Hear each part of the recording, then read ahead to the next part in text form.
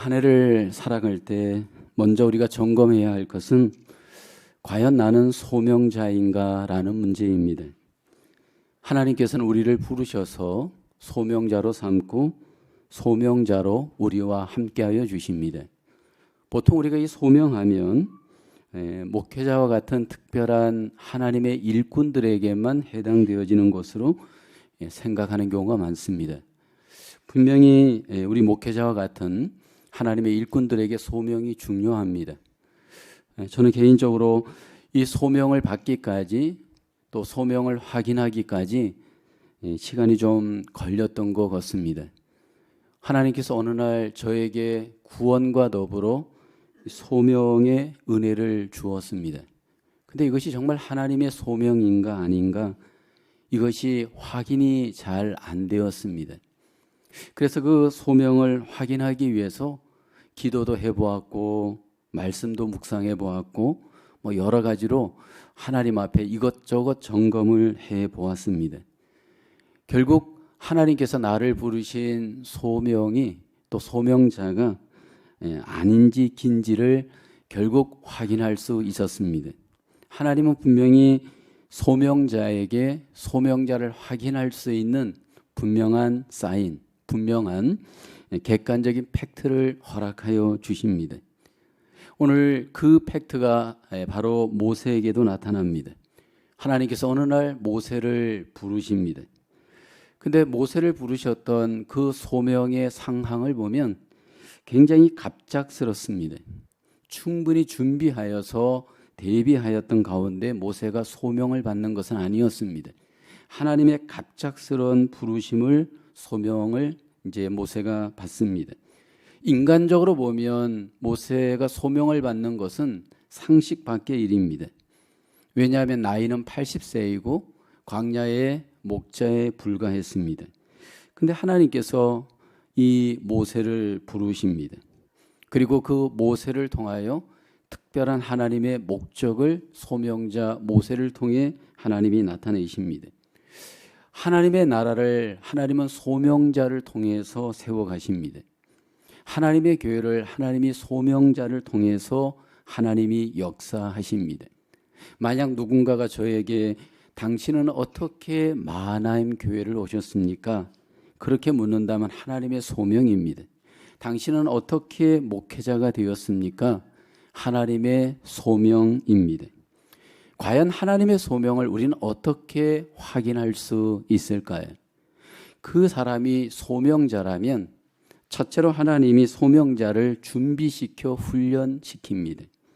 오늘 모세의 소명 이야기가 출애굽기 3장에 소개되는데 사실 2장과 3장 사이에 갭이 있습니다.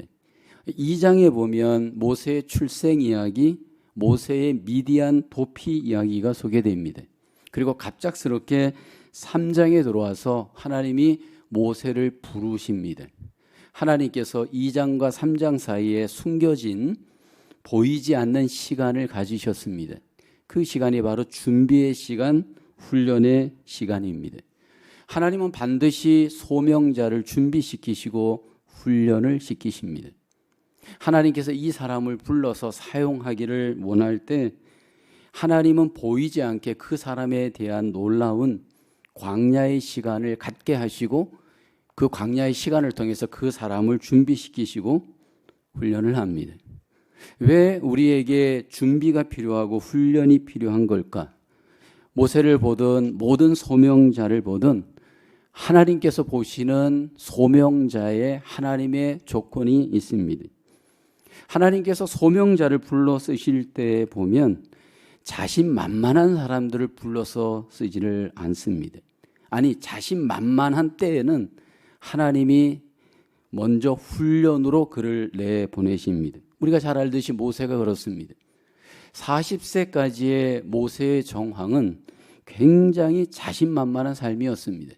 애굽의 궁중에서 자랐고 모든 학문을 배웠고 그로 인해서 그는 객관적으로 보면 굉장히 일꾼의 어떤 컨디션을 갖춘 정황입니다.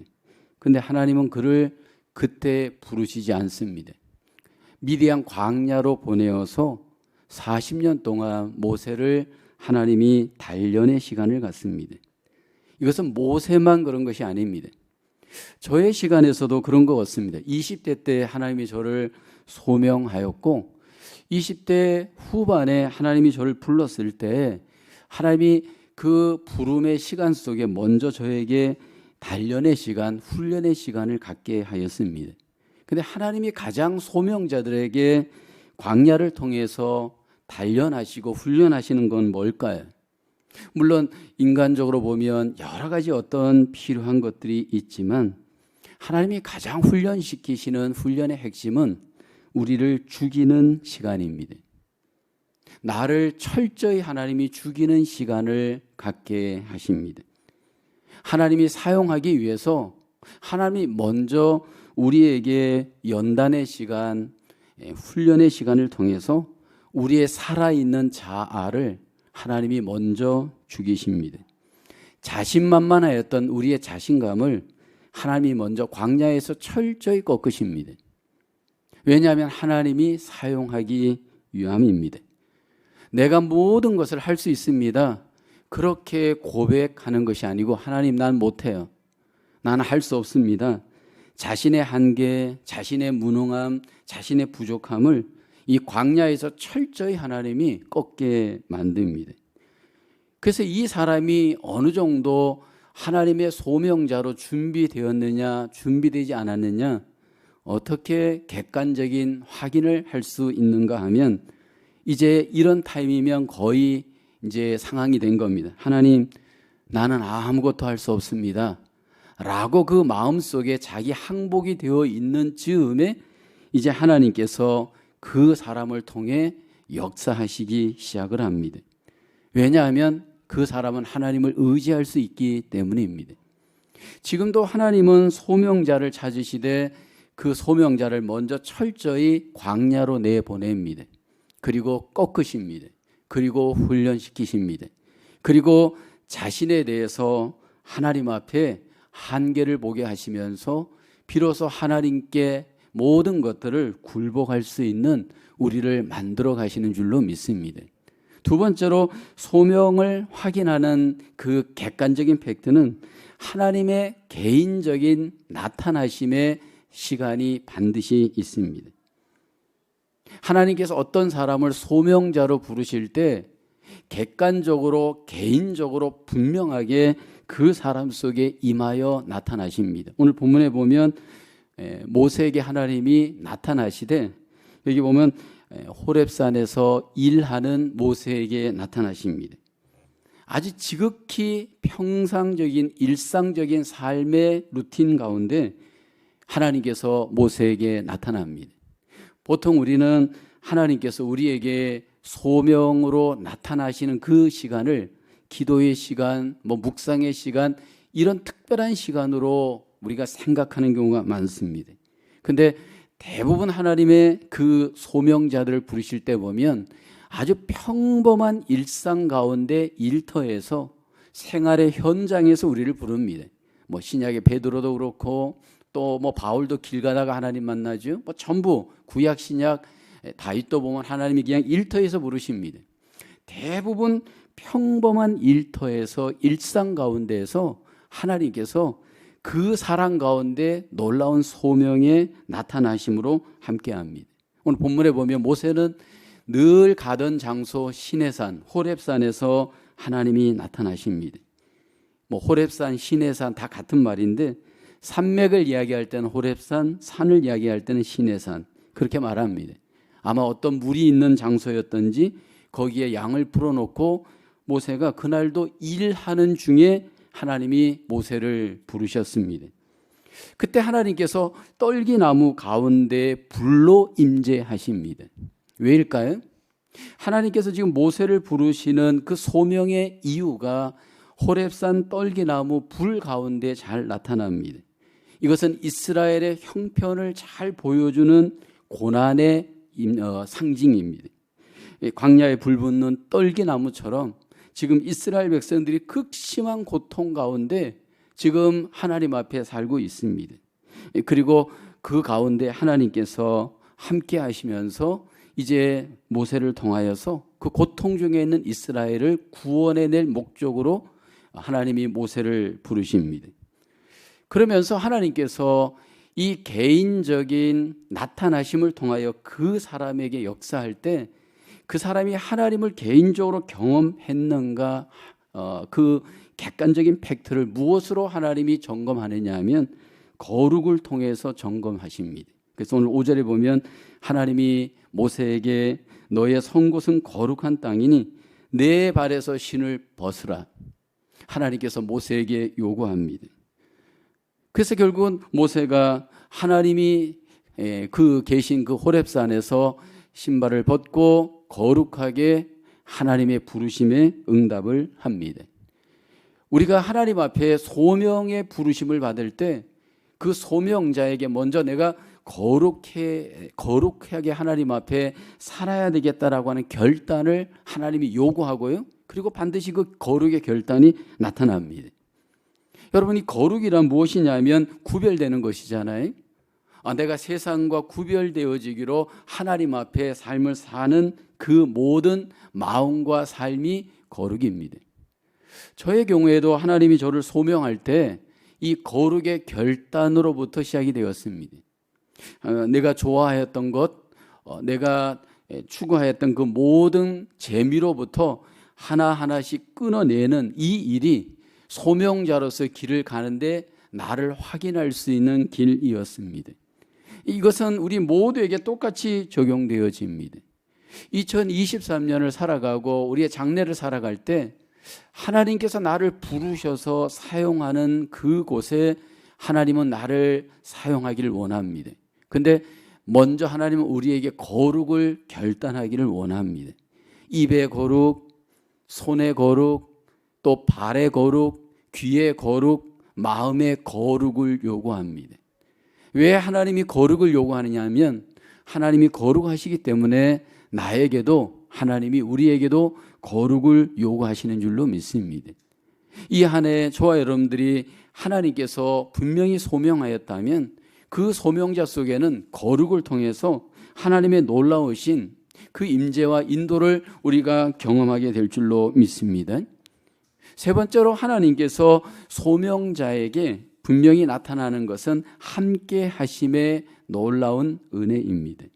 이제 10절을 보면 이제 내가 너를 바로에게 보내어 너에게 내 백성 이스라엘 자손을 애굽에서 인도하여 내게 하리라. 하나님이 이제 소명자를 파송합니다. 목적을 위해서 하나님이 사용하시는 겁니다. 하나님께서 우리를 부르시고 난 뒤에는 반드시 보내십니다.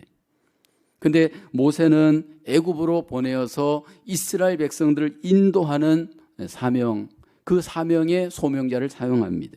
이것은 우리 모두가 다를 수 있습니다. 근데 분명한 것은 하나님께서 소명자를 사용하여서 하나님의 일을 행하십니다.